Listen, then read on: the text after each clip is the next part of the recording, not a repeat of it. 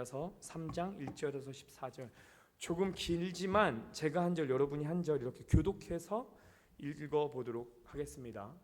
어리석도다 갈라디아 사람들아, 예수 그리스도께서 십자가에 못 박히신 것이 너희 눈앞에 밝히 보이거늘 누가 너희를 꾀더냐. 내가 너희에게서 다만 이것을 알려 하노니 너희가 성령을 받은 것이 율법의 행위로냐 혹은 듣고 믿음으로냐. 너희가 이같이 어리석으냐. 성령으로 시작하였다가 이제는 육체로 마치겠느냐. 너희가 이같이 많은 괴로움을 헛되이 받았느냐. 과연 헛되냐. 너희에게 성령을 주시고 너희 가운데서 능력을 행하시는 이의 일이 율법의 행위에서냐 혹은 듣고 믿음에서냐. 아브라함이 하나님을 믿음에 그것을 그에게 의로 정하셨다 함과 같으니라.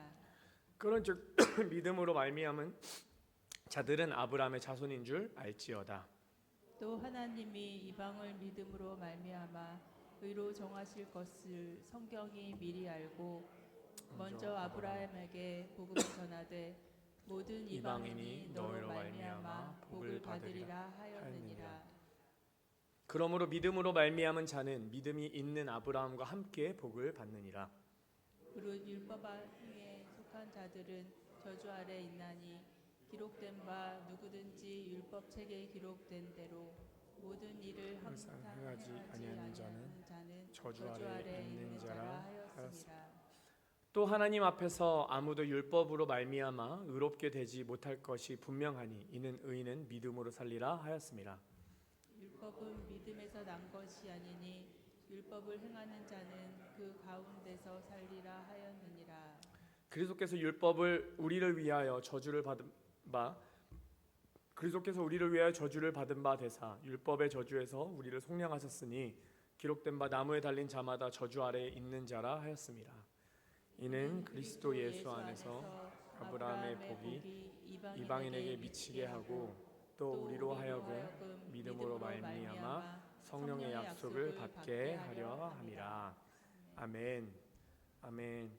여러분, 스마트폰을 처음 사셨을 때를 기억하시는 분들이 있으실 줄 압니다. 처음에 이렇게 핸드폰을 새로 이렇게 사면요, 이렇게 되게 기대하면서 전원을 켜고 또 새로운 핸드폰이나 새로운 전자기기를 가지면 참 설레는 마음이 생깁니다. 근데 그 마음은요, 길면 일주일, 짧으면 3일 안에 없어지는 것 같습니다.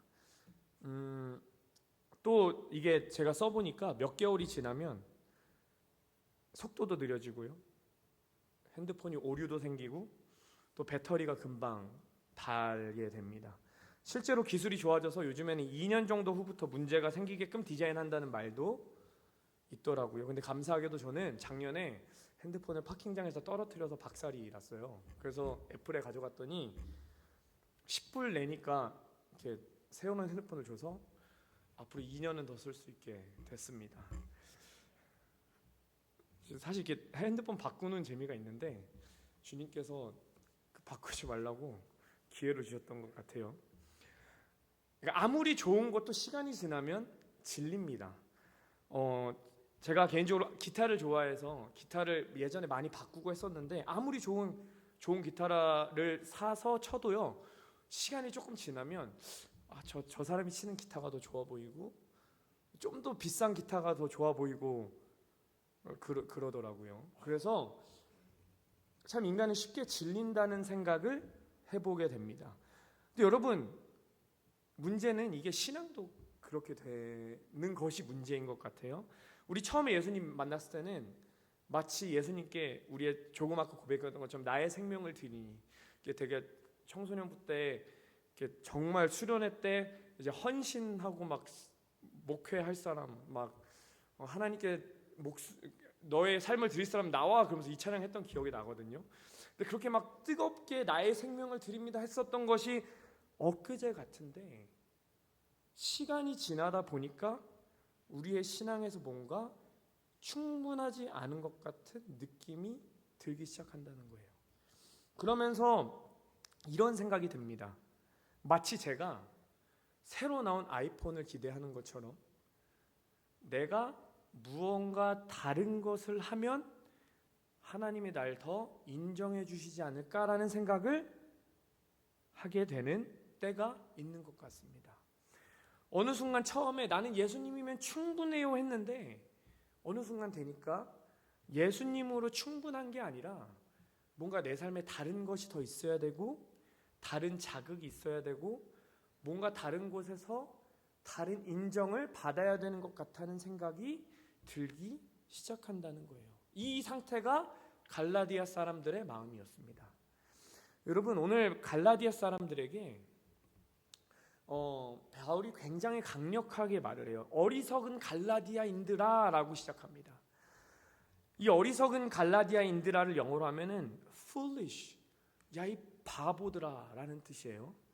왜 너희가 처음엔 은혜로 시작했는데 율법에 빠지고 말았느냐라는 말씀입니다. 제가 지난 몇 번 갈라디아 설교하면서 말씀드렸듯이 갈라디아서에서 이 바울이 쓰고 있는 톤은 굉장히 큰 분노를 담고 있습니다. 분노라는 게 막 갈라디아인들을 저주하는 게 아니라 갈라디아인들의 하는 행태를 보고 마음이 너무 아파서 그들에게 그만큼 간절하게 부르짖고 있는 게 갈라디아서라고 말씀드렸습니다.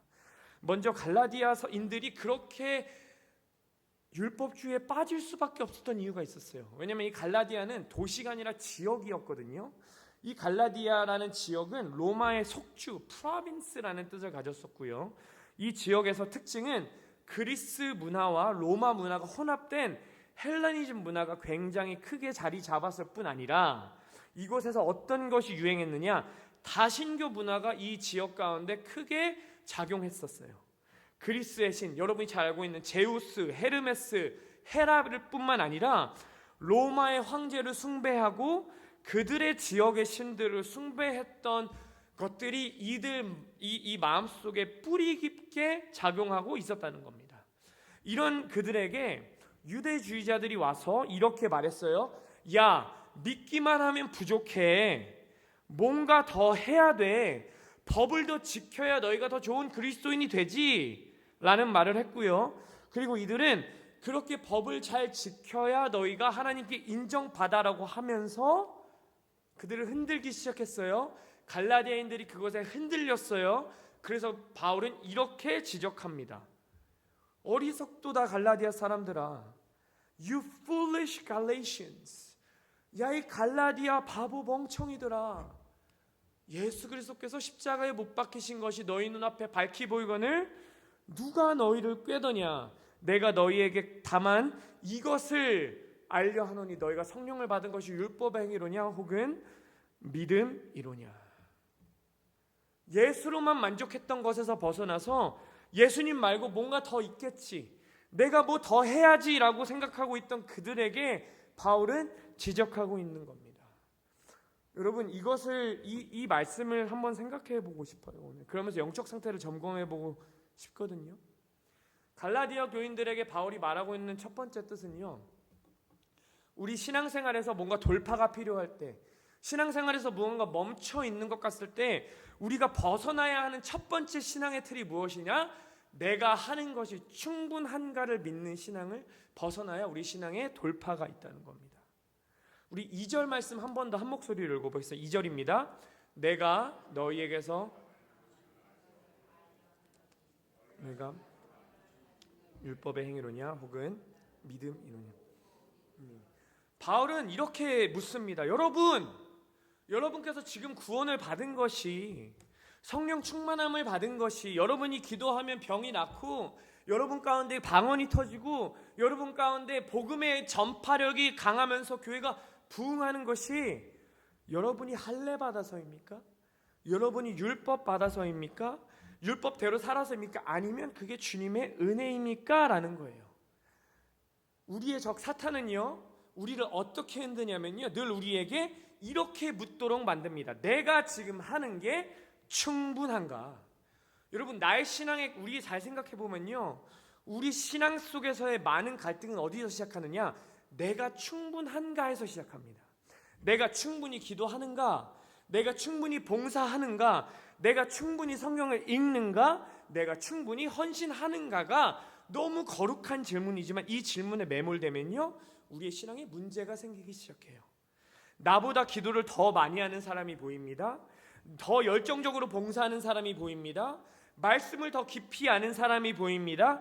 그렇게 비교하기 시작했을 때 우리 가운데 크게 두 가지 반응이 있어요. 첫 번째, 이 정도면 충분한 거 아니야? 라는 질문을 하기 시작해요. 저 사람들은 너무 열심히야. 왜 저렇게까지 해? 나 정도면 신앙생활 충분히 하고 있는 것 같아 라는 반응이 있고, 또 하나는 내가 부족한가? 나는 왜 저렇게 못하지? 나 죄인인가 봐. 나 아직 멀었나 봐. 더 해야 되나 봐. 이런 고민들을 하기 시작했다는 거예요. 여러분, 이런 고민들 주님께서 주시는 고민인 줄 믿습니다. 우리 삶 속에서 하나님 더 뜨겁게 사랑하고 주님께 더 뜨겁게 헌신할 수 있는 동기를 주는 좋은 질문이에요. 근데 문제는요, 이 질문에 매몰되면 어디에 빠지느냐, 점점 주님이 나를 위해 무엇을 하셨는지가 아니라 내가 뭘 하고 있는지에 초점이 맞춰진다는 겁니다. 그런 갈라디아인들에게요, 바울은 이렇게 물어요. 6절 말씀인데 없네요. 6절 말씀인데 제가 6절 말씀 읽겠습니다. 아브라함이 하나님을 믿음에 그것을 그에게 의로 정하셨다 함과 같으니라. 여러분께서 아브라함의 이야기를 잘 아십니다. 아브라함이 의롭다 함을 받은 거, 아브라함이 열국의 아비가 된 거, 아브라함이 본토 직접 아비 집을 떠나라고 하나님께 명령을 받은 게 그가 할례를 받아서였었나요?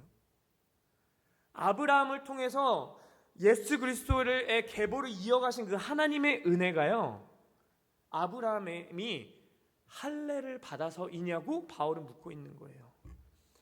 지금 갈라디아 성도들은 무슨 질문에 빠졌느냐? 나는 충분한가라는 고민 속에서 내가 충분하지 않으니까 저 유대인들을 보니까 너무나 대단한 거예요. 할례도 받고 율법을 다 지켜요. 그래서 나는 충분하지 않아. 나도 저렇게 살아야지라고 율법을 지켜야 되는 생각 속에 빠져 있는 사람들에게 바울은 묻는 겁니다. 여러분이 행위로 의롭다함을 받았습니까? 여러분이 잘해서 구원받았습니까? 이렇게 말씀드리면 여러분께서는 나 율법 안 지켜도 할례 안 받아도 구원받고 있는 거 아는데? 라고 생각하시는 분들이 있을 것 같습니다. 현대 모습에서요, 이 할례와 율법주의가 어떻게 드러나냐면 이렇게 드러납니다. 나는 이만큼 했는데 저 사람은 더 하네? 나도 더 해야 되나? 나는 기도를 많이 하는데 저 사람은 새벽 기도도 하고 수요예배도 드리고 다른 기도회도 하네? 내가 부족한가? 나는 봉사를 열심히 했는데 저 사람은 더 헌신하네? 그럼 나는 하나님께 사랑을 덜 받고 있을까? 다시 한번 말씀드리지만 거룩한 부담감일 수 있습니다. 그런데 문제는요, 어느 순간부터 우리가 이 생각 속에 매몰되면 충분함의 기준이 나에게서 온다고 생각하게 되는 게 문제라는 거예요. 바울은 이렇게 말씀합니다. 여러분, 충분함의 기준은요, 여러분에게 있는 게 아니라 하나님께 있는 거예요. 하나님이 충분하다 하셨으면 충분한 거예요. 여러분이 부족하고 무너져 있는 것 같아도 하나님이 너희는 의롭다고 하셨으니까 여러분은 의로운 거예요. 아브라함은 할례를 받지 않았어도, 율법이 없었어도 하나님께 의로움을 받았습니다. 그렇다면 우리의 신앙도 율법적 행위가 아니라 오직 믿음으로 충분하다는 겁니다. 여러분, 제가 앞에서 말씀드렸지만 우리 처음에 예수님 처음 만났을 때 분명히 이렇게 고백했어요. 나 주님 한 분이면 충분합니다. 그런데 어느 순간 우리는 예수님 한 분으로 만족하지 못하고 있을 때가 있습니다. 어느 정도 신앙생활 하다 보면 내 마음속에 뜨거운 마음도 느껴져야 하고 예배 시간에 적당히 눈물도 흘려야 되고 적당히 주변에서 인정받아야 되는 생각도 하고 있습니다. 근데 여러분, 오늘 바울이 경고하고 있는 이 말씀을 통해 우리가 기억해야 하는 것이 있는데 그게 무엇이냐면요, 우리가 깨어있지 않으면 우리는 하나님의 일을 한다는 명분으로 우리의 욕심을 채우고 있게 된다는 거예요. 나의 초점이 하나님에서 나의 감정으로 바뀌면요, 하나님이라는 명분으로 나의 욕심을 채우게 된다는 겁니다. 바울이 진짜 분노한 부분은 여기에요. 너는 할례 받았어 안 받았어, 너는 율법을 지켜 안 지켜로 교회에 대해서 편가르고 그것으로 교회에 대해서 권력을 주고 그것으로 교회가 갈라지기 시작했다는 거예요.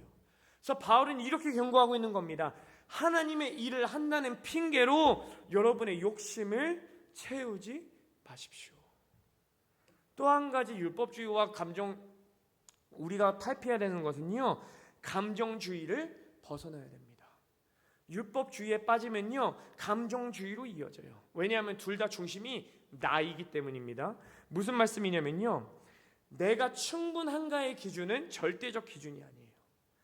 제가 충분하다고 느끼는 것과 여러분이 충분하다고 느끼는 것, 여러분이 충분하다고 느끼시는 것과 옆 사람들이 느끼는 충분함의 기준은 다릅니다. 율법이 그렇게 강력하게 남아있지 않은 현대교회에서 율법주의가 뭐냐면요, 내가 생각했을 때, 내가 하고 있는 게, 내가 느꼈을 때 충분하냐는 게 문제예요. 율법주의는 내가 하는 것에 초점을 맞추고요, 감정주의는 내가 느끼는 것에 충분함을 맞춥니다. 감정주의적 신앙은 무엇이냐? 내가 은혜를 느끼고 있냐는 겁니다. 예배 때 감동이 오면 하나님이 나와 함께 하신다라는 느낌을 받아요. 그런데 예배 속에 감동이 안 오면 어떻게 느낍니까? 오늘 별 느낌 없었어. 예배하는데 눈물도 안 났어. 찬양하는데 뜨거운 마음도 없었어. 내 신앙이 식은 건가? 여러분, 율법주의는요, 감정주의를 야기해요. 왜냐하면 율법, 조금 아까 말씀드렸듯이 내가 충분히 느끼는 게 중요한 게 율법주의라고 그랬습니다. 그러면 어떻게 되냐면 신앙이 무거운 짐이 됩니다. 왜냐하면 아무리 열심히 해도 결국에 우리는 우리 스스로에게 실망할 수밖에 없거든요. 그래서 어떻게 되느냐, 내가 이 우울함을 이겨내려면 이 우울함을 넘어설 만큼 어쩌면 감정적인 카타르시스를 원해요. 그래서 더욱더 감정적인 체험을 갈망하게 됩니다. 그러면 내가 감정적인 것에 빠지면 어떻게 되느냐, 이 감정적인 것을 유지하기 위해서 이게 진짜 신앙이구나 라고 생각하고요, 그 감동이 사라지지 않기 위해서 자꾸 뭔가를 더 하려고 합니다. 감정을 유지하기 위해 내 행동을 더 하려고 해요. 감정이 유지되지 않으면 내 신앙이 실패한 것처럼 느껴집니다. 그래서 더 열심히 해야 된다는 율법주의적인 태도로 변한다는 거예요. 근데 여기서 큰 문제가 있습니다. 그게 무엇이냐? 여러분, 우리의 감정은 진리가 아닙니다. 다시 말씀드리겠습니다. 우리의 감정은 진리가 아니에요. 이런 말을 종종 들어요. 하나님이 나를 버리신 것 같아요. 하나님이 내 기도를 들어주시지 않는 것 같아요. 하나님이 나를 사랑하시지 않는 것 같아요. 하나님이 보셨을 때 내가 너무 한심을 보실 것 같아요. 여러분, 근데 그거 아시나요? 성경은 이 말들과 정반대의 말씀을 하고 있습니다. 여러분, 혹시 여러분 가운데 하나님이 나를 버리신 것 같아요 라는 분 있으십니까? 히브리서 13장 5절에 이렇게 말씀하세요. 나는 결코 너를 버리지 아니하고 너를 떠나지 아니하리라. 여러분, 혹시 여러분 마음 가운데 하나님이 내 기도를 들어주시지 않는 것 같아요 라는 분 계십니까? 예레미야에서 주님 이렇게 말씀하십니다. 너는 내게 부르짖으라. 내가 내게 응답하겠고 내가 알지 못하는 크고 비밀한 일을 내게 보이리라. 여러분, 이렇게 느끼시는 분 있으세요? 하나님이 나를 사랑하시지 않는 것 같아요. 요한복음 3장 16절에서 이렇게 말씀하십니다. 하나님이 세상을 이처럼 사랑하사 독생자를 주셨으니 이는 그를 믿는 자마다 멸망하지 않고 영생을 얻게 하려 하십니다. 여러분, 세상 여러분을 작다고 생각하는 것 같으십니까? 하나님이 여러분을 실패자라고 부르시는 것 같아요? 빌립보서 1장 6절에서 주님이 이렇게 말씀하십니다. 너희 안에서 착한 일을 시작하시니가 그리스도 예수의 날까지 이루실 줄을 우리는 확신하노라. 여러분, 우리의 감정은 나를 속여요. 나를 무너뜨리려고 해요. 내가 힘들면 나를 자꾸만 메모시켜요. 근데 여러분, 말씀은 이렇게 말씀해요. 우리의 감정이 뭐라고 상고 말하든 상관없이 말씀은 이렇게 말씀한다고요. 하나님은 여러분을 절대 버리시지 않는다고요. 하나님은 여러분의 기도에 응답하고 계신다고요. 하나님은 우리가 아직 죄인 되었을 때 우리를 너무 사랑하셔서 독생자 예수를 보내셔서 십자가를 지게 하셨다고요. 감정은 우리를 쉽게 속이고 무너뜨립니다. 기억하시기 바랍니다. 감정은 진리가 아닙니다. 근데 우린 자꾸만 까먹어요. 자꾸만 내가 뭘 율법적으로 해야 되고 자꾸만 내가 뭘 느껴야 된다고 생각합니다. 왜냐하면 인간은 이기적인 존재이기 때문이에요. 그런 이 갈라디아인들에게 사도 바울은 이렇게 말씀해요. 11절 12절 우리 함께 읽겠습니다. 또 하나님 앞에서 아무도 율법으로 말미암아 의롭게 되지 못할 것이 분명하니 이는 의인은 믿음으로 살리라 하였습니다. 율법은 믿음에서 난 것이 아니니 율법을 행하는 자는 그 가운데서 살리라 하였느니라. 아멘. 바울은 이렇게 말씀해요. 아무리 완벽하게 살아도 율법을 완벽하게 지킬 순 없다. 아무리 99년을 완벽하게 살았어도 죽기 직전에 하나만 잘못하면 율법에서는 망가진 겁니다.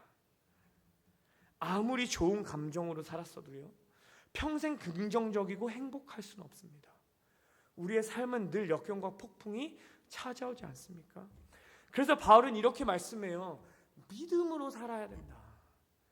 믿음으로 사는 것은 무엇일까?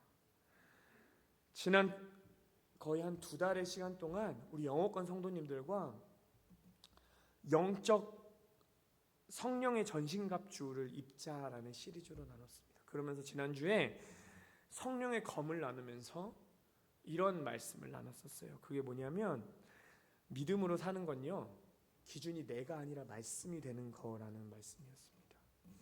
여러분, 말씀을 표현하는 헬라어의 단어는 크게 2가지가 있습니다.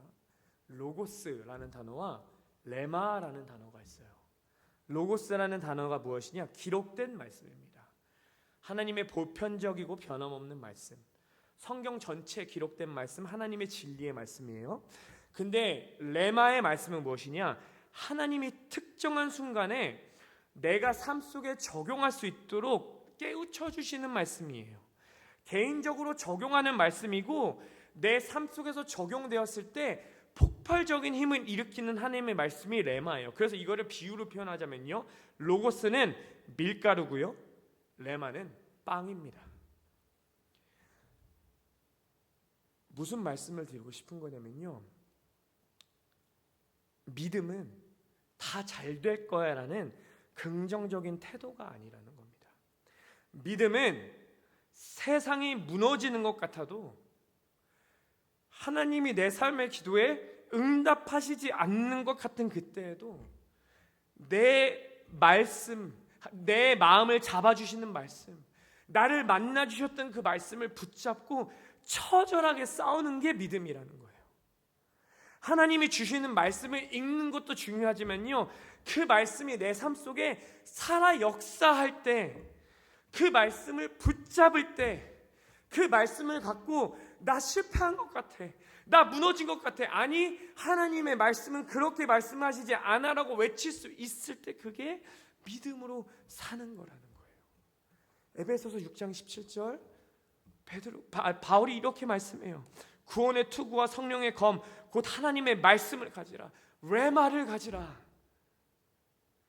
본문 10절 말씀처럼요, 율법을 의지하면 결국 저주 아래 놓이지만 13절 14절 보시면요, 말씀처럼 그리스도를 믿으면 구원을 받습니다.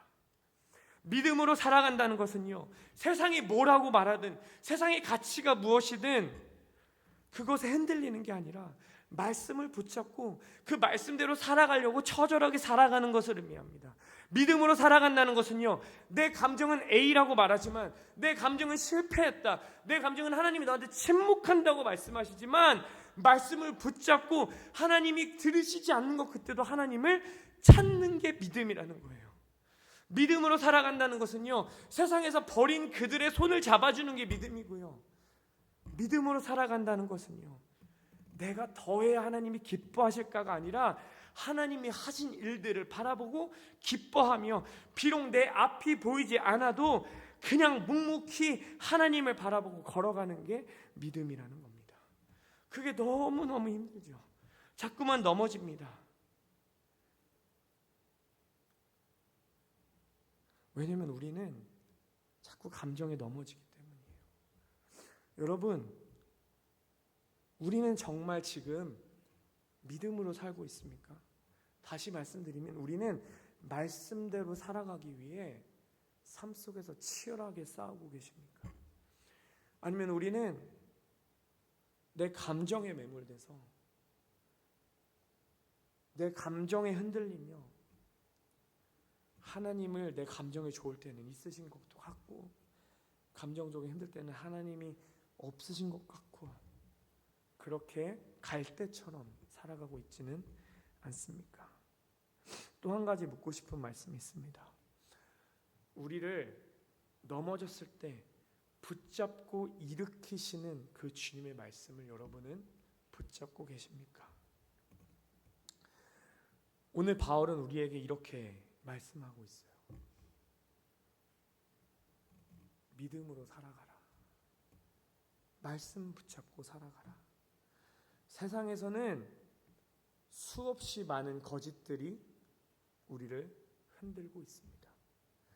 세상은 우리가 더 잘해야 된다고 말하고 더 잘나져야 된다고 말하고 있어요. 근데 말씀은 로마서 말씀처럼 우리가 아직 죄인 되었을 때 주님은요 우리가 깨어진 그 모습 그대로 나아오길 원하십니다.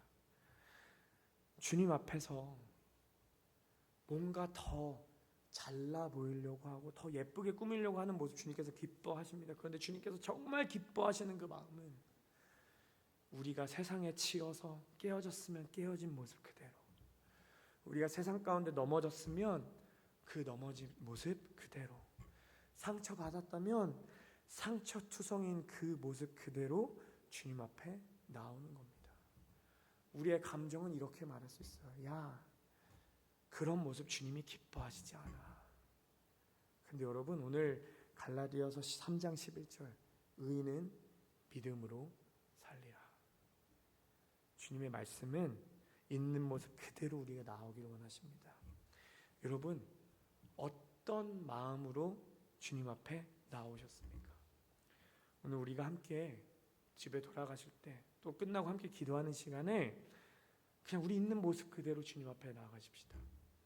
여러분 마음에 상처가 있으시다면 상처받은 모습 그대로, 여러분 앞에 깨어진 모습이 있으시다면 깨어진 모습 그대로, 여러분 마음에 기쁨이 있으시다면 기쁜 마음 그대로, 우울감에 빠지셨다면 우울한 마음 그대로 주님 앞에 나아가시기 바랍니다. 그럼 주님은 여러분을 만지실 것이고요, 주님은 여러분을 더 단단하게 훈련시키실 것입니다.